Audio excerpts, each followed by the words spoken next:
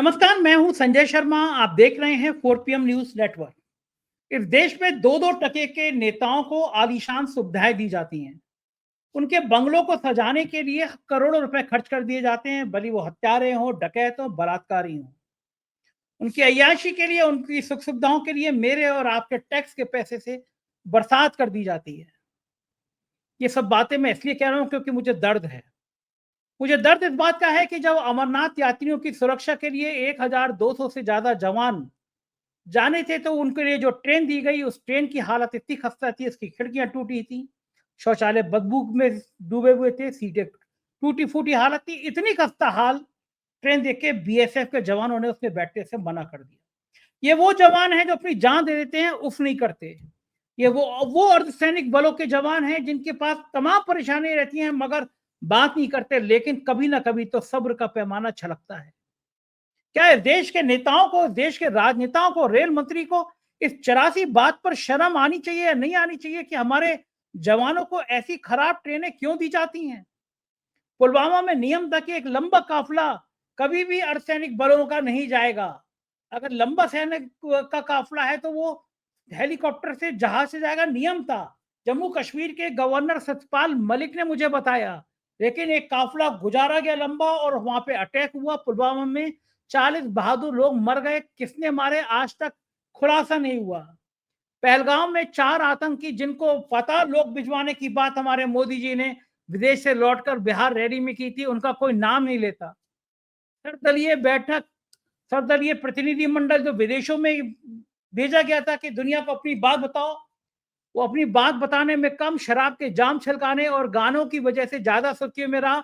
लौट के आया तो प्रधानमंत्री जी इतने हंसते खेलते हुए इससे मिले जैसे मानो वो चारों आतंकियों हमारे कब्जे में है। उधर गृह मंत्री ने 40 टॉप के सोशल मीडिया इन्फ्लुएंसर को लंच पे बुलाया। टॉप की कहा बकौल उनके यूट्यूबर भी थे। डेटा प्रिंस की रिपोर्ट आती है, 1 साल से 4 PM नंबर 1 पर है। मैं ही नहीं, जो 30 लोग उसमें हैं, शायद उसमें से किसी को भी न्योता नहीं दिया गया, क्योंकि हम अमित मालवीय का पाठ सुनने को तैयार नहीं होते। बताते कि अमित मालवीय जी आप झूठ की फैक्ट्री हैं, लेकिन जो इन्फ्लुएंसर बुलाए गए थे वो उनको अमित मालवीय पाठ पढ़ा रहे थे। इन तमाम बातों पर मैंने अभय द्विवेदी जी से बात की है। बहुत रोचक बातचीत है। आपसे अनुरोध है कि चैनल को सब्सक्राइब करिए, ज्वाइन करिए और अभय द्विवेदी जी की पूरी बात सुनिए। 4 PM न्यूज नेटवर्क में स्वागत है। अभय द्विवेदी जी आपका। नेताओं की अय्याशी के किस्से हम रोज सुनते हैं। नेताजी के लिए लाखों रुपए का लंच हो गया, डिनर हो गया। नेताजी के लिए हेलीकॉप्टर से गए, परिवार से घूमे, मस्ती करी। नेताजी के बंगले पे करोड़ों रुपए की सज्जा हो गई। ऐसी खबरें बिल्कुल कॉमन है। लगता है इसमें कुछ नया नहीं है। लेकिन दर्द तब होता है जब सेना के नाम पर, जब सुरक्षा बलों के नाम पर बड़ी बड़ी कहानियां कहते हैं हमारे नेता, हमारी सरकार के नेता, प्रधानमंत्री जी। ये सेना के बहादुर हैं, हम इनके लिए सब कुछ अर्पण करने को तैयार है। बात सही है, सेना के बहादुर हैं, देश के लिए, सरहद के लिए जान लगा देते हैं। लेकिन असल में हकीकत क्या है, इसका दर्द बहुत कम देखने को मिलता है, क्योंकि फौजी सेंट्रल फोर्स के लोग अपने दर्द को बयान नहीं करते हैं। जो परेशानियां होती हैं उसको जज कर लेते हैं, बात नहीं करते हैं, सहते रहते हैं। लेकिन सहने की भी एक सीमा होती है। ऐसी घटना सामने आई, सोशल मीडिया पे फोटो आई और पता चला कि बीएसएफ के जवान जा रहे थे अमरनाथ यात्रा में ड्यूटी के लिए। 1000 से ज्यादा जवान थे।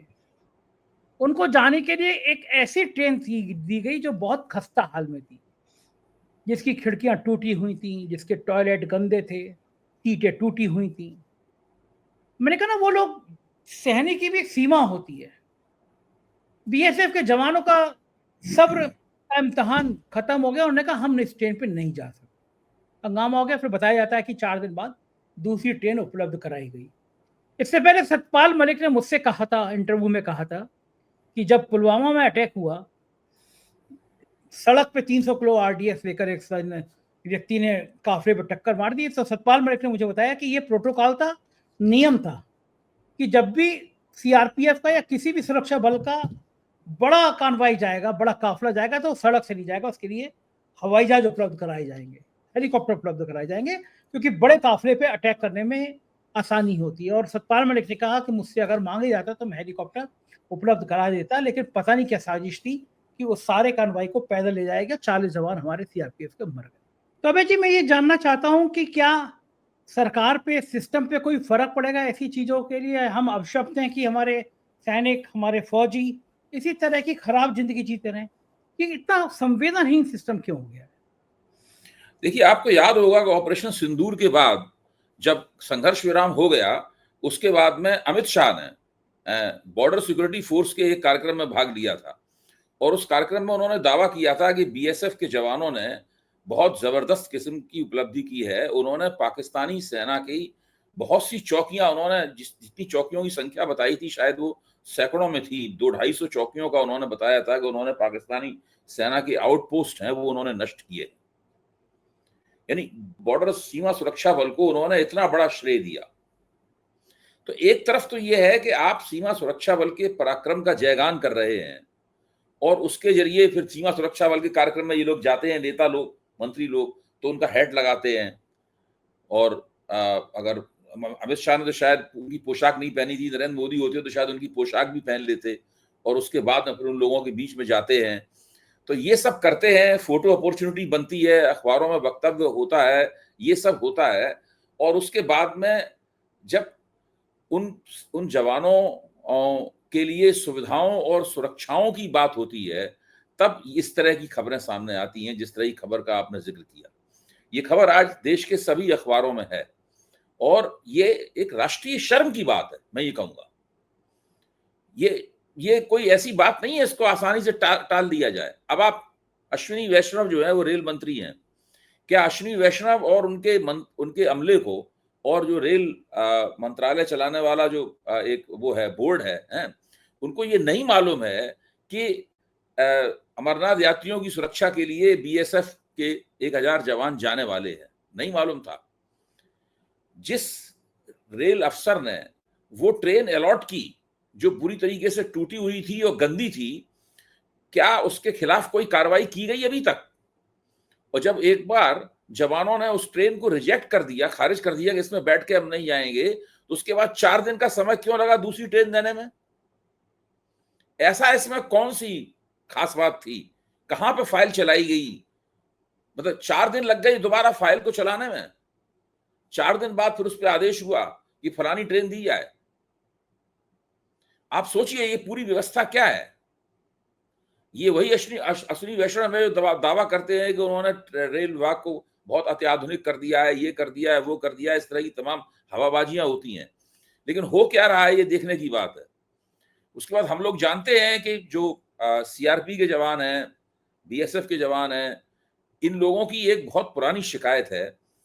ये कहते हैं कि भाई सेना को जितनी सुविधाएं मिलती हैं और सेना को जो मर्तबा हासिल है, यानी जो उनको जो उनका स्तर माना जाता है सेना का, वो हम लोगों को नसीब नहीं है। खासतौर से केंद्रीय आरक्षित पुलिस को, सीआरपीएफ को और बीएसएफ को ये दर्जा हासिल नहीं है उसको, और उनको ये दर्जा दिया जाए।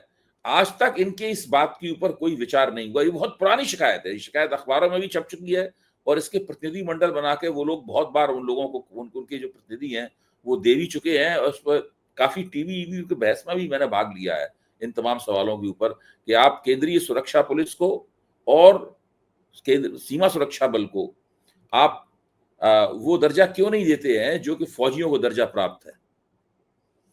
तो ये बहुत सारी इस तरह की समस्याएं हैं। जो अर्धसैनिक बल हैं, एक तो सैनिक हैं और दूसरे अर्धसैनिक बल हैं।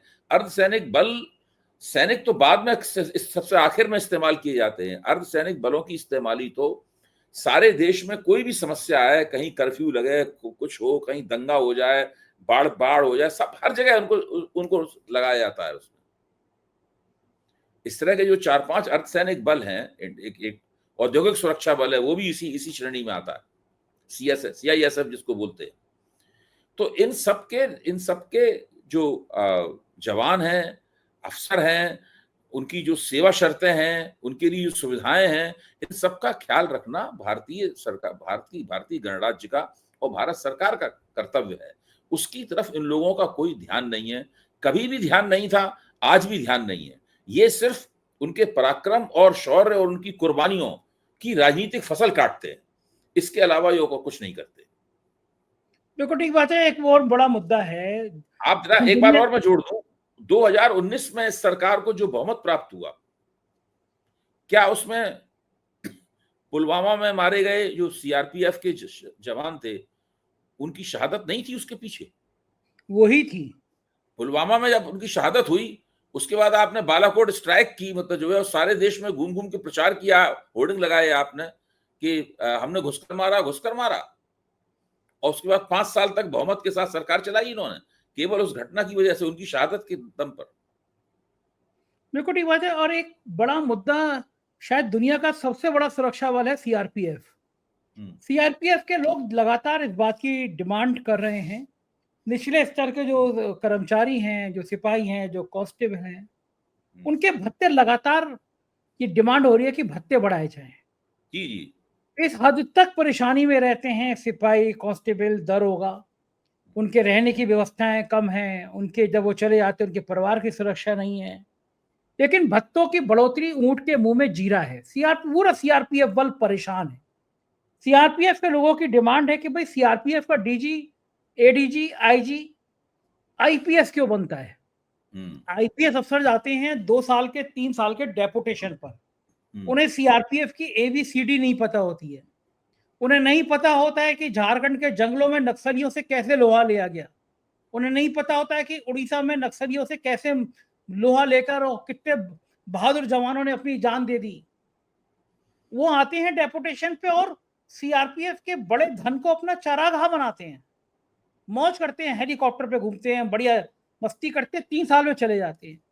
एक लंबे समय से सीआरपीएफ की डिमांड है कि भाई सीआरपीएफ का एडीजी, आईजी, डीजी सीआरपीएफ का ही अफसर हो। बात सही है, कमांडेंट उन्हीं है, का कैडर कमांडेंट बनाया जाए, उन्हीं का कैडर उन्हीं बनाया जाए। का कैडर देखिए बनाया जाए। है क्या कि जो आईपीएस अफसर होते हैं, उनका लक्ष्य होता है सिविल पुलिस में जाना। वो सिविल पुलिस में किसी जिले के पुलिस कप्तान बनना चाहते हैं, किसी राज्य में पुलिस कमिश्नर बनना चाहते हैं, आईजी बनना चाहते हैं, ये सब बनना चाहते हैं। वो ये उनकी प्राथमिकताएं हैं। लेकिन जब उनका सीआरपी में या सीआरपीएफ में तबादला होता है उनका, तो सबसे पहले उन्हें लगता है कि उन्हें किसी किसी दंड वाली जगह पे भेज दिया गया है। तो शुरू में सबकी प्रतिक्रिया होती है, हाय ये क्या हुआ, हमें वहां भेज दिया गया। तो और फिर वो किसी तरीके से वहां पर 3 साल का समय काटते हैं, 2.5-3 साल का समय काटते हैं, और उसके बाद फिर से सिविल पुलिस में जो गद्देदार जगह होती हैं, आरामदेह जगह होती हैं, जहाँ पे माल पानी का इंतजाम अच्छा होता है, रंग रुतबा बहुत बढ़िया होता है, राजनीतिक संपर्क वगैरह भी होते हैं, वो भी सब चलता है, वहां पे चले जाते हैं। और कुल मिला के उनमें भी, उनके अंदर भी कोई दिलचस्पी नहीं होती कि वो सीआरपीएफ के हितों का ख्याल रखें। मतलब इतने दिनों से आप देखिए कितने आईपीएस अफसर आज तक सीआरपी के आईजी, डीआईजी वगैरह सब बन चुके हैं। इनमें से किसी ने भी सीआरपीएफ के मुद्दे को नहीं उठाया। मैं ये नहीं कह रहा हूं उन्हें प्रेस कॉन्फ्रेंस करनी चाहिए या सार्वजनिक रूप से उठानी चाहिए, भाई डिपार्टमेंट के अंदर तो वो लोग लिख ही सकते हैं ना। ये प्रक्रियाएं जो होती हैं कोई सार्वजनिक रूप से नहीं चलाई जाती हैं। मैं इस बात को मानता हूं, वो बात गलत होगी अगर सार्वजनिक रूप से इस बात को कहा जाएगा। लेकिन अंदर ही अंदर डिपार्टमेंट के अंदर गृह मंत्रालय के साथ में और ये जो भी आपके विभाग हैं, मंत्रालय हैं, उनके अंदर तो आप कम से कम इन प्रक्रियाओं को चला सकते हैं। सरकार के सामने कह सकते हैं कि हम 3 साल से या इतने साल से हम उसके आईजी हैं, हम उसके कमांडेंट हैं, और हमने देखा है कि वहां पर कितनी बुरी हालत है, उनकी तनख्वाहें भी कम है, उनकी सुविधाएं भी कम है। उनको जब उनको किसी एनकाउंटर वगैरह में उनकी मौत होती है तो उनको उस तरह का सम्मान, उस तरह का मुआवजा, उस तरह की भरपाई नहीं मिलती जो कि सेना में मिलती है। अगर सेना जैसा ही नहीं किया जाए तो कम से कम कुछ इनका स्तर बढ़ाया जाए। ये सब चीजें तो वो लिख ही सकते हैं, कोई कुछ नहीं करता। कोई कुछ नहीं करता, ठीक बात है। और सीआरपीएफ और बाकी सिक्योरिटी के लोग इसी तरह परेशान रहते हैं। बात जरा पॉलिटिकल करते हैं। अमित शाह जी ने ये भी 40 पॉलिटिकल ही बात है संजय जी, हाँ, ये हम लोगों ने भी चर्चा की है, ये नॉन पॉलिटिकल चर्चा नहीं है, ये हाँ, पॉलिटिकल चर्चा है। क्योंकि राजनीतिक इच्छा शक्ति जब होगी तभी ये बात आगे बढ़ेगी। बिल्कुल ठीक, सहमत हूँ। अमित शाह जी ने, केंद्रीय गृह मंत्री जी ने 40 सोशल मीडिया के इन्फ्लुएंसर को बुलाया, शायद लंच पे बुलाया था, और 40 में यूट्यूबर्स भी थे। लेकिन डेटा ब्रिंग्स की एक रिपोर्ट आती है जिसमें टॉप के 30 नाम होते हैं जिनकी व्यूअरशिप सबसे ज्यादा होती है। 4PM लगभग एक साल से ज्यादा हो गया, उसमें लगातार नंबर 1 है। मैं अपनी बात भी नहीं कर रहा, लेकिन वो जो 30 हैं जो टॉप में, जिनका यूट्यूब सबसे ज्यादा देश और दुनिया में देखा जाता है, 4PM ही 140 से ज्यादा देशों में देखा जाता है, सब जानते हैं। उन 30 में शायद ही कोई व्यक्ति ऐसा नहीं था जिसको अमित शाह ने बुलाया हो। अमित शाह जी ने बिहार के लोग खासतौर से बुलाए क्योंकि बिहार में चुनाव है। फिर मजे की बात है, चलो ठीक है, आपने 11 साल पूरे होने पे अपने मन पसंद इन्फ्लुएंसर को बुला लिया। पहले भी वो समय रैना और इलाहाबादी को बुला के विवादों में आ चुके हैं कि जिनको प्रधानमंत्री ने इलाहाबादी को, समय रैना को दिया, बाद में उनको बड़ा विवाद हो गया समय रैना के एक शो पे जो कमेंट हुआ था। मेरा मानना है कि जब आपने सोशल मीडिया इन्फ्लुएंसर को बुलाया तो तस्वीर वायरल हुई, अमित मालवीय उन सोशल मीडिया इन्फ्लुएंसर को पाठ पढ़ा रहे हैं। वो अमित मालवीय जिनको झूठों का बादशाह कहा जा सकता है, जिनके फर्जी ट्वीट की चर्चा पूरी दुनिया में हुई है कि अमित मालवीय झूठ की फैक्ट्री है, आईटी सेल के हेड हैं। 2-2 रुपए वाले ट्रोल उन्होंने हजारों की संख्या में कर रखे हैं। आप बोलेंगे कल मेरा ये शो जाएगा, आप देखिएगा ट्रोल्स पे ऐसे लोग ट्वीट करेंगे, एक्स पे लिखेंगे, जिनके 5 फॉलोअर होंगे, जिनके 20 फॉलोअर होंगे, चेहरे पे जय हिंदू राष्ट्र लिखा होगा, किसी भूत की तस्वीर बनी होगी, अपनी तस्वीर भी नहीं होगी, परिचय भी नहीं होगा, किसी बहन जी की फोटो लगी होगी, होंगे भैया जी, और वो 2-2 रुपए उनको ट्वीट करने बोलते हैं, गाली देने का अभियान चला दो। ये माना जाता है कि अमित मालवीय इनके हेड हैं, और अमित मालवीय के खिलाफ पिछले दिनों FIR लिखने की भी एक फर्जी मामले में कंप्लेंट हुई। ऐसे अमित मालवीय और कुछ बड़े चेहरे भी थे जो सोशल मीडिया पे हैं, उनका फोटो भी वायरल हुआ, उनको अमित मालवीय ज्ञान दे रहे हैं। बिहार चुनाव से पहले सोशल मीडिया इन्फ्लुएंसर की जरूरत क्यों पड़ी होगी अमित शाह जी? देखिए, 2024 के लोकसभा चुनाव की जब मुहिम चल रही थी, उस वक्त भारतीय जनता पार्टी के जो शीर्ष के रणनीतिकार हैं, उनके बीच में इस बात को लेकर कई दफा चर्चा हुई कि सोशल मीडिया की तरफ से जो आलोचना आ रही है सरकार की, उससे एंटी इनकम्बेंसी बढ़ने में मदद मिल रही है। वो लोग इस बात को लेकर चिंतित हुए, लेकिन उनके पास चूंकि मुहिम बिल्कुल सिर पे थी, वो चली रही थी मुहिम, तो बिल्कुल समय नहीं था कि वो इस मसले की तरफ ज्यादा ध्यान देते। लेकिन ये उनका फिर उन्होंने बहुमत खो दिया, और भारतीय जनता पार्टी में इस बात को लेकर मतैक्य है कि ये जो 2024 में बहुमत खोया है, इसमें सोशल मीडिया की भूमिका है। सोशल मीडिया की महत्वपूर्ण भूमिका है इसके अंदर। अगर तो सोशल मीडिया को अगर भूमिका नहीं होती अभय द्विवेदी, तो काहे 4PM को प्रतिबंधित करने के लिए सरकार यूट्यूब को लिखती कि चैनल बंद कर दो, एंटी नेशनल, और फिर बाद में कहते हैं वापस ले लीजिए। ठीक करें आप। मेरा कहना यह है कि तब से लगातार भारतीय जनता पार्टी इस हथकंडे की खोज में है कि कैसे सोशल मीडिया को नियंत्रित किया जाए। इसको नियंत्रित करने का एक तरीका तो यह है कि ऐसा कोई कानून बनाया जाए जिसके फेर में पड़ के सोशल मीडिया वाले जो आलोचना करते हैं, उस आलोचना को किसी तरीके से वो आलोचना मंद करने पर मजबूर हों, कुछ लोग मैदान छोड़कर चले जाएं, कुछ लोग डर जाएं। इसके लिए सबसे पहले ही, जैसे ही प्रधानमंत्री ने शपथ ली तीसरी बार की, उसके बाद तुरंत जो कानून पहले से एक बना रखा था उन्होंने, फौरन उस कानून को उन्होंने स्टेक होल्डर्स के पास भेजा। स्टेक होल्डर्स ने उस कानून को पढ़ा, जो इन्हीं के चुने हुए स्टेक होल्डर्स हैं, तो उन्होंने सोचा कि ये कानून नहीं चल पाएगा, इससे सरकार की बड़ी भद होगी। तो उन्होंने फिर सरकार से कहा कि भाई ये कानून तो मत ही लीजिए आप, वरना बहुत मुश्किल हो जाएगी।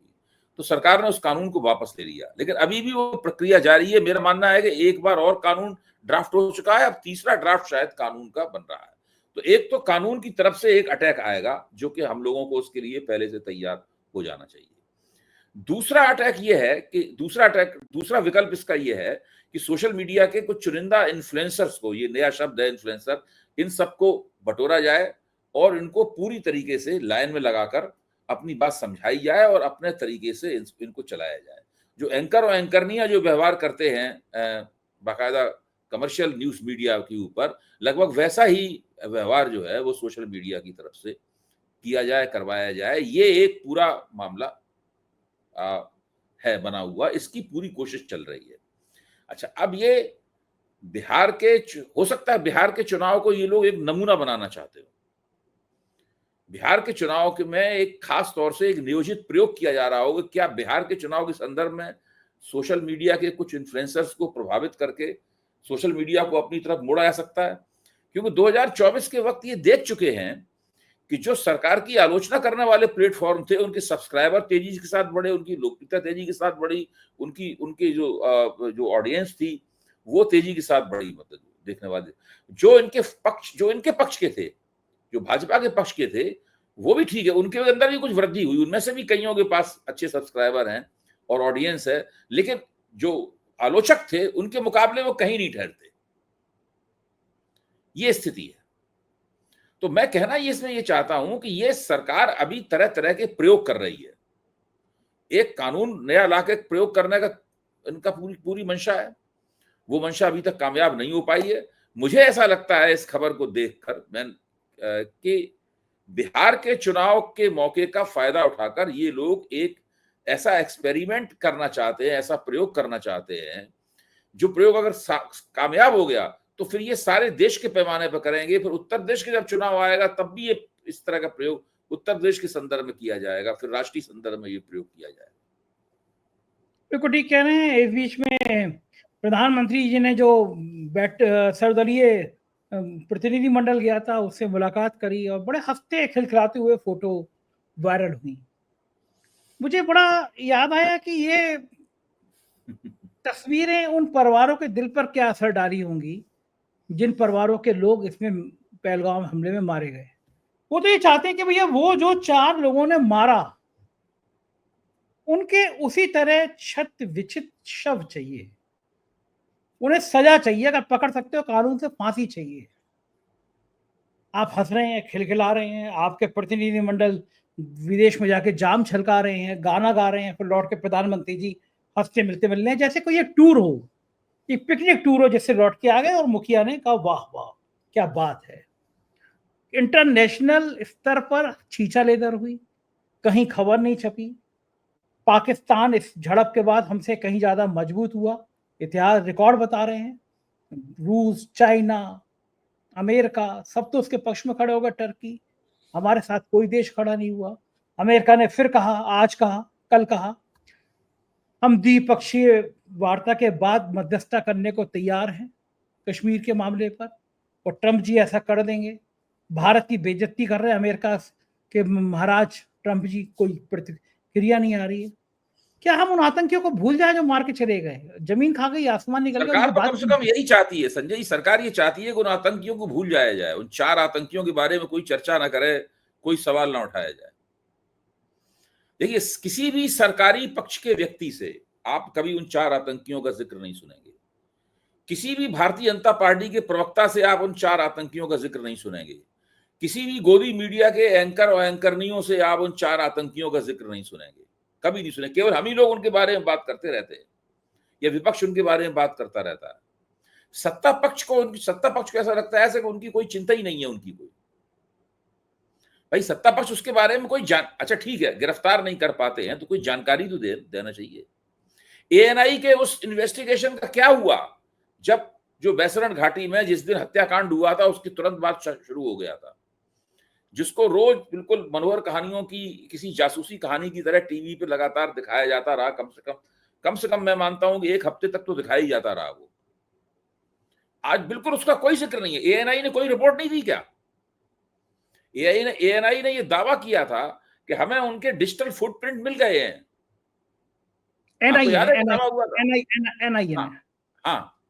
नेशनल इन्वेस्टिगेटिव एजेंसी ने, मैं गलती से बोल दिया, नेशनल इन्वेस्टिगेटिव एजेंसी ने दावा किया था कि हमें उनके फुटप्रिंट मिल गए हैं। हमें ये भी पता है कि उनके हैंडलर्स कहाँ बैठे हुए थे जिनके साथ वो संपर्क में थे।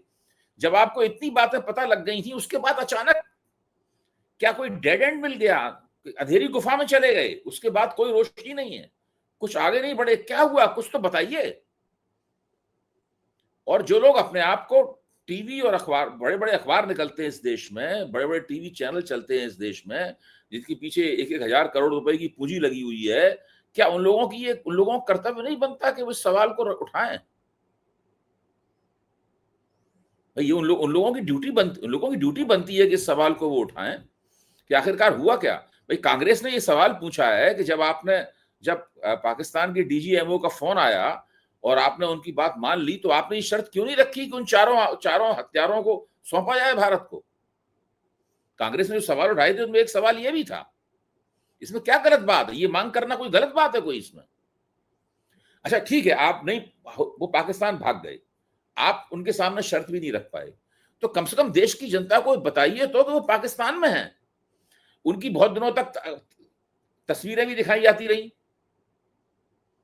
भाई, आपने तो उनकी तस्वीरें तक बना ली थी, उनकी हिस्ट्री आप खोज निकाले थे कि ये पाकिस्तान की सेना में फलानी जगह तैनात था, ये था, वो था, इसने पहले ये कांड कर रखा, ये पहले, ये सब आपने ये सब आपने देश की जनता के सामने परोसा। फिर अचानक सब चीज गायब कैसे हो गई जादू से? ये एक बहुत बड़ा स्कैंडल है संजय जी, ये एक बहुत बड़ा स्कैंडल है। ये स्कैंडल तब तक इसका पर्दाफाश नहीं होगा जब तक कि इस देश में गैर भाजपा सरकार नहीं आएगी। मैं आपको बताऊं, बड़ी सेंसिटिव बात कह रहे हैं आप।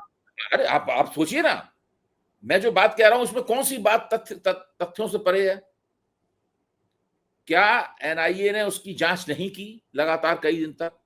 क्या ये दावा नहीं किया गया कि उनके डिजिटल फुटप्रिंट मिल गए हैं? क्या उनकी तस्वीरें टीवी के ऊपर नहीं दिखाई गई?